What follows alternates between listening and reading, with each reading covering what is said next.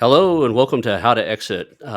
Today I'm here with Andrew, and I'm going to let you say your own last name. Why don't you tell us your name there? Sure, Andrew Pierno. Pierno. So I think I can get that one right. SaaS.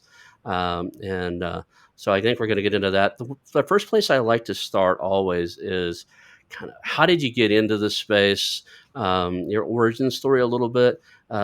So just kind of, can we start there? Would that work for you? Yeah, absolutely. So I went to school at Berkeley.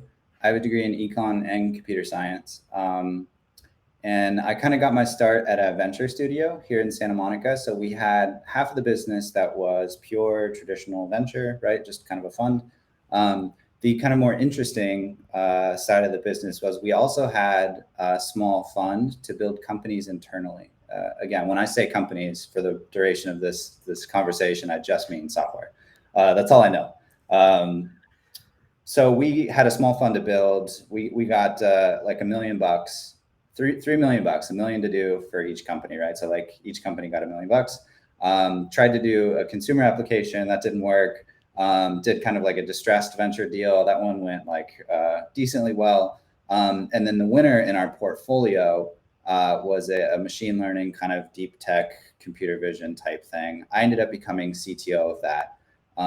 We raised about $8 million for that. It was a whole kind of venture track type of deal. And fast forward, several years later, we sold the assets off. It wasn't a meaningful or great exit, but that informed how I think about buying software businesses today.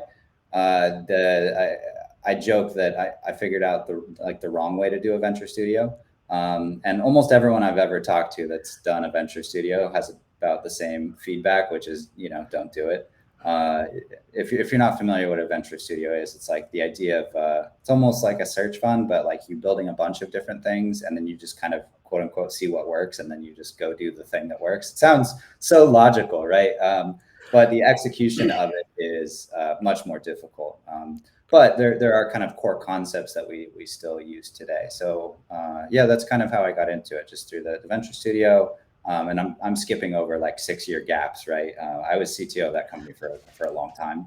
And then yeah, once that ended, I just decided, what if we skip that painful experimentation phase that might take between 1 and 3 years, and we buy something that's working to some extent. What would be the buying criteria that you would look for a SaaS, a piece of software under the SaaS model? So right now I mean, I'm sure you've seen on MicroAcquire, other marketplaces. I mean, there are things on there where people make like $8 a year and they want $1 million for their crappy tool they just built last week. It's just crazy out there right now. So we have three partners here. I'm kind of a bit of a gunslinger, and we do have somebody that's kind of in private equity on the real estate side that keeps me and the company from making poor decisions. So he's really the sober one when it comes to financials. But when everything works well and you go from pre-seed to seed to Series A to B to C all the way up to going public, that venture path can work quite well. And the problem is when you miss one of those steps, which we did, there's almost nowhere to go. And a lot of times those deals go to zero. What's the multiple for a well-running SaaS right now? The listed multiple, or the thing that people like, the amount that you actually pay. Because what's interesting is like, one, I don't know that 1 to 2 exists right now. We've gotten very lucky with some very specific deals that were off market. So I mean, I'm finding deals on Twitter or just through my network that are off market and they're never going to go to market, right? We'll just kind of incrementally keep offering them more not to go to market right now. Is there an area that you're still kind of exploring, learning that you're just curious about inside of the mergers and acquisition space? Um, Not necessarily in the merge. I'm curious about learning more. We need to learn more, and we need a marketing function and a growth function, which I don't think we have really locked in. I mean, it'd be absurd to kind of say, oh yeah, we know growth and we know growth super well, because every business is quite unique. And obviously, if you could do that with any kind of predictability, you wouldn't. I don't know. You would never need to work again. What is something you know now that you wish you would have known the day one on your first acquisition, like how can we give the people who are listening a heads up? Like you should probably focus or learn this thing, or before you get going.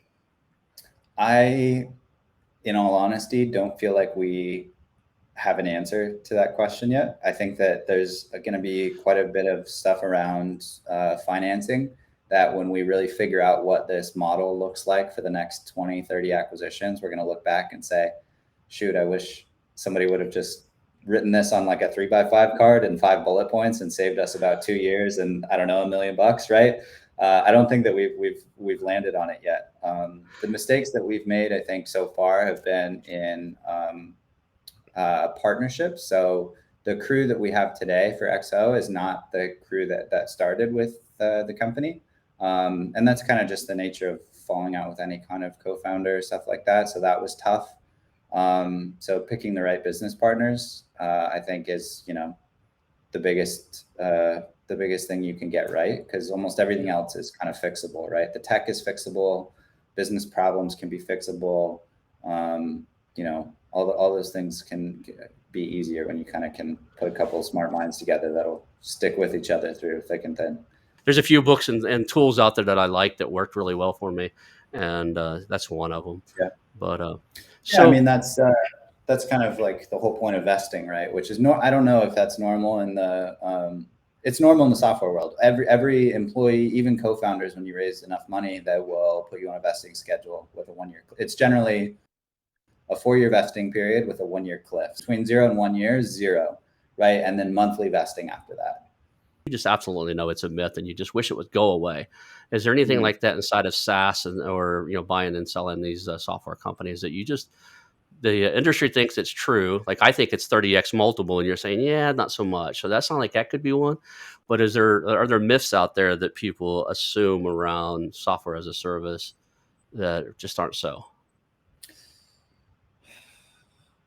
I have a few around product. I think there's a lot of misconceptions about because if you're coming from a non-technical background, I don't know that you think of product in the same way that I would think of product. And so there's a couple like conflicting ones that might create some cognitive dissonance, but like there's a bunch of products out there that are ugly as sin and extremely profitable and sticky. And if they don't change for the next 10 years, nobody cares. They're going to continue using it and paying for it. So there's that. But one quick note on the story thing, though. I mean, I think the world's captivated in the past couple of weeks with the Elizabeth Holmes thing. And I think outside of the politics of what went down, et cetera, there's a lot of gray area in what a founder says in some of those rooms. And it's you could imagine a scenario, I'll say, where she ended up being right after in the very long haul, right? Raised a bunch of money, but ended up building the machine that did the thing and was actually a hero of this story and not a villain. I just think that's just illustrates how powerful this kind of story concept is in that world. Do you have exits plan, like an exit strategy for everything you buy? No, we do not. So here, I'll walk you through where we're currently at. We have 2 paths ahead of us, I think. One, the traditional path of let's go buy something bigger, right? What was the last company we bought? How much did how much do they make a year? Okay, double that. That's the next thing we want to buy.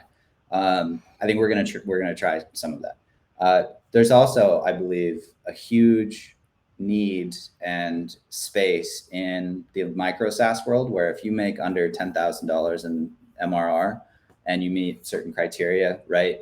So some of that criteria might be like net negative churn. It's kind of like a buzzword, but basically you're making more each month in new subscriptions or you're making more each month than in people upgrading like plans. If you had like a silver, like a bronze, silver, gold type thing, than you are in churn. Side of your model, or if you don't have exit plans and stuff, are you just monetizing the monthly use of it and accumulating more revenue that way? Or are you actually looking to, what's the game plan? Yeah. So the second part of this is how long do we hold these things for? If it's with our own cash, having the cash flow is lovely, right? Having just this cash flow stream is great. The reality of it, though, is there's not that much left over for us. We're putting everything back into growth, as we should. So there are permanent capital models, like if you wanted to check one of those out, SureSwift Capital. I'd say tiny capital as well. It's kind of the permanent capital one. They're not really looking to flip businesses now. Versus something that I don't know, is buying stuff for the short term and kind of flipping it.